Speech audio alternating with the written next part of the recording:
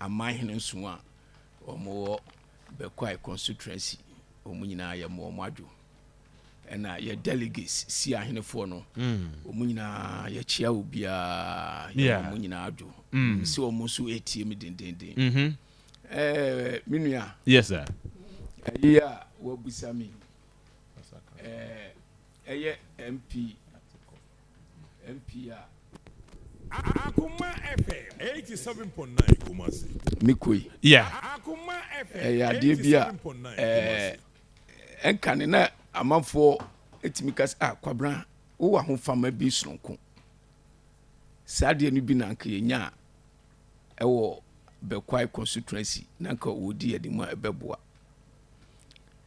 Namso nti omo ya satam ya o munya butre. Eni ade na de Akoma yi nyina ba ya sese ya ba mu ne se eye right honorable lawyer Joe Seusu adodo na from lawyer Joe Wise first deputy speaker of parliament oye na adwene se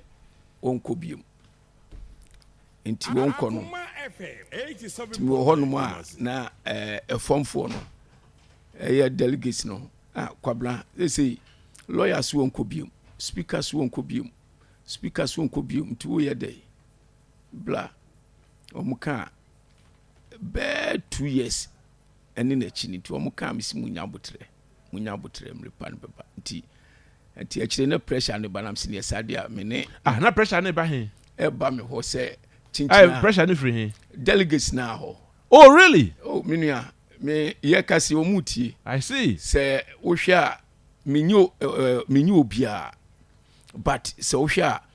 na nkropu a ewo ye mansiri mu nyina krobia eyi afeso a omoba folie na omoba ebia bo nse omoti committee me ho no mo abos bia manya ko Kwabena yesro committee a yati ye pese obeka ho emaye na wo obi a wo ya wurura unim nipa nti ya fi project we ne de asi ani so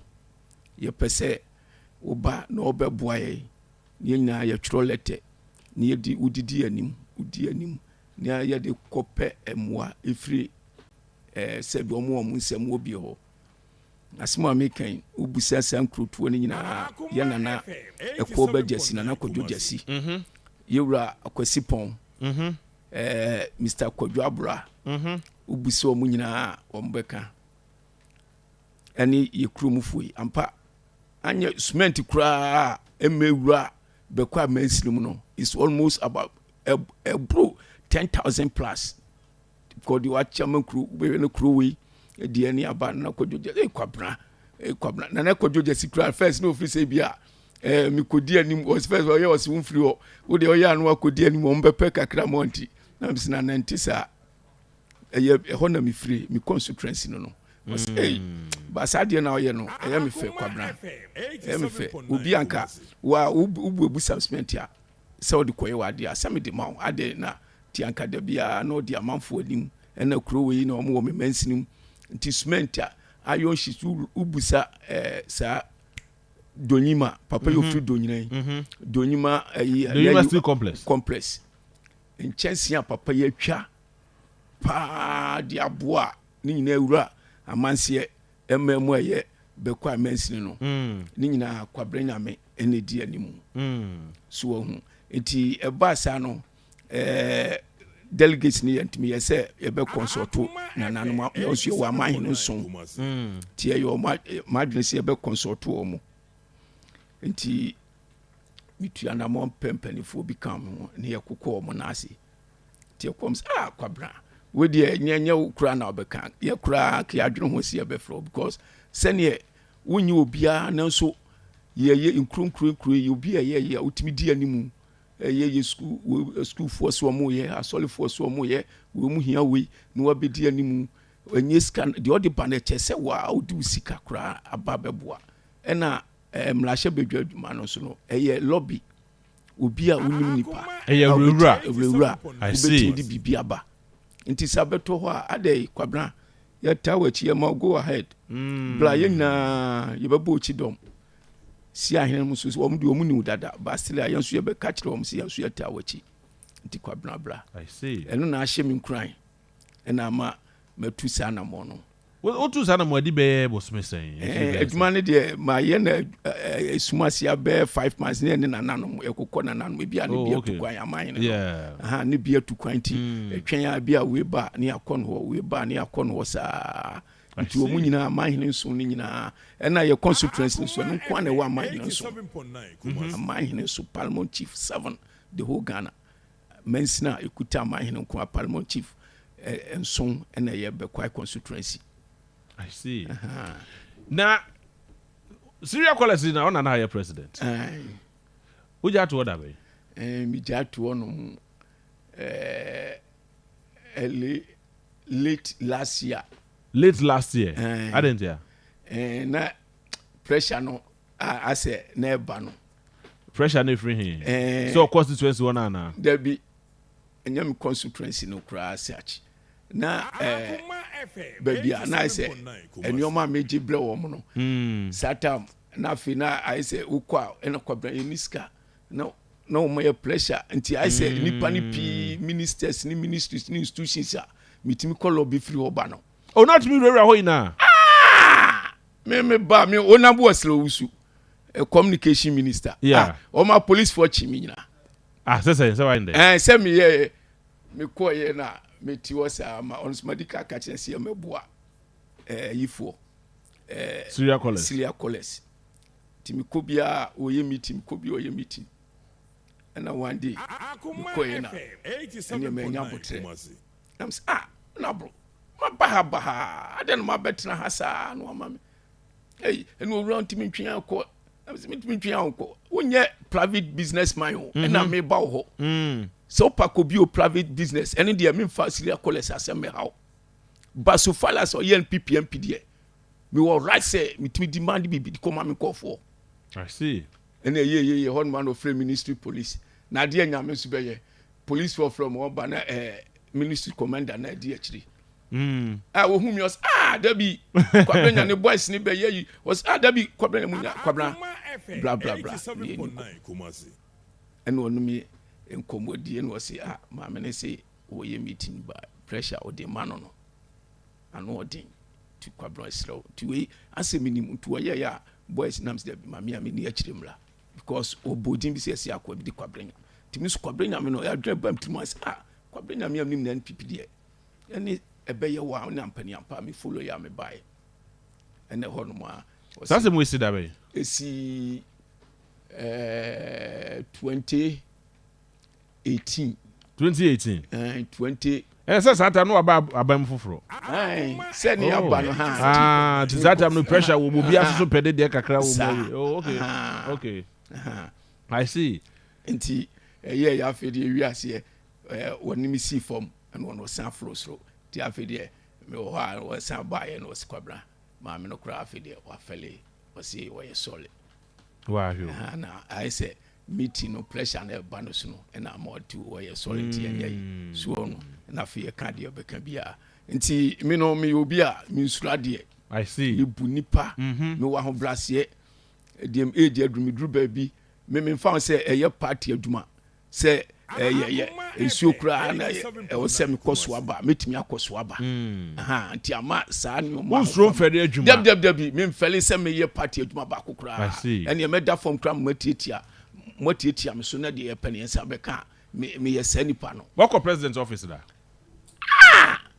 enti na me ka se na nanom no wo manya mugidi a delegate na nya mugidi no because wo mo contest ni na one was say wonim president Nana Dankwa Akufo-Addo awo hia bibi obetimi akoho dalet ti so okosi obi so enipa na okosi ni sukura so onko kama oro no kura so ebia wo na asem kro ntimi nkokan mi Akufo-Addo woni ne yire Rebecca ewo mu bedroom a wo mu dana mintimi nwura ho enu nko asa baby obia wo ko so nya daje ma o na mi bom ba ko ano mati no mo hwe video o msimu manamla no nko eso betina ha obedede I see get me wo se wura dubia ya de phone me phone obi an me ye just bedroom kran mo hu se me ba o mo hwe yin mo camera no from where you was TV3 mu junction I the offer sakwan so oh okay wana dunya ho short kaka too far wa na omahu TV gate no go say wo security for Kwabena Nyame aba na ebedidi ampani ampanso me free a mesi for mo security post one mo ese Kwabena Nyame aba ebedidi adan yes like we them dey na and say me rush through hon ko ade a me di bibi besi form uji bibi na ade abre wo yes and I mean yedidija ntimi ba uji we me edi be 2 months plan no mu me ane e frɛ me Kwabena na oba security for na kasa be frɛ wo Kwabena yehu ache na adai na uma na nse wa ma ya run financial loss hey oh etima say am say kindness na ye kɔ ni na obi en ho a onim akufo na obi aso nim ho a onim baumia esene me baumia me nkosi ni so me nkosi obi so me kɔ no straight enti say ye what's akoba baumia ho ni ye camp na baumia me day one a nanado efre baumia obeye running mate our friends so run office me first person baumia ba nana office Sato we be electoral commission headquarters Accra na office wo the doctor be a friend and clinic okay one obetu your first obetu mo ho ba wa boa ne documents anu mebre di bye na oduro na say na governor we scan na no stress na kura de ba mi otitwi ni first de no na ye kura na ekra motwi na bia no na twi ni ma hwe no stress de mi kan de otei ba so de be obeka no ntino de ayesede oh I see ye wie ya na say na wa ba no kura na fo ogina no de kwakwa don tiase na so sa tu boto no yi de person me man who say politics e scan ye de because that time ne yesi 11 cd no ekọ ye de sako akire sa wansi obeka ya wo ba ye bi na ewo no botom misi o ma yeska enu oyi sa 11 cd no oyi ye na what do you say ska ya yekotu agu yi bi na ewo botom was it's Ghana money oh you should protect it my brother take it like that papa politics na wa ba ne de miminim ne etia wo ba ha na miminim dada ntim ne etia wo ba wa ba mu no maska politics omo ba ha omo be wura na nado nyi obi abagiko nti wo ba no sua sade no usua eno anu no wawie I see ntimi kai wo so sidiem etie no efiri wo de ahyem nso saa nti you there I remember you long time for ye ko takrade ya ye ko yi na kire nyina me na boys ni na yelo ka satam kokufu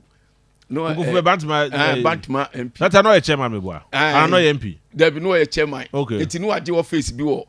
sa ye wo overhead asi I say hey ni office highway new road here top martis on okay no ade office one na pa bia na college ni ebehia ye ko di kokofu e organize ka when say ofoli ataya say so ye menhia chairman menhia south omo de ford besi won ye nyina ye ko takrade satam ye ko ye ko ba umia hotel hona satam ne minister of health na ye onambo Gladys Ashiti Gladys Ashiti sama ye ko edura do ya bawo ma college niska I say hey what's kana Dr. Gladys Ashiti American wo sole ya na okoyi bi kan wase wo de amonyi nkone ye wie congress na ye jam kwan so ahu enti no me obi a me ye wura se na ona na odi omonim me na satam krade na me nye chairman okay so se me chairman no me wo hwa no mo abefre me se bra ye be ye chairman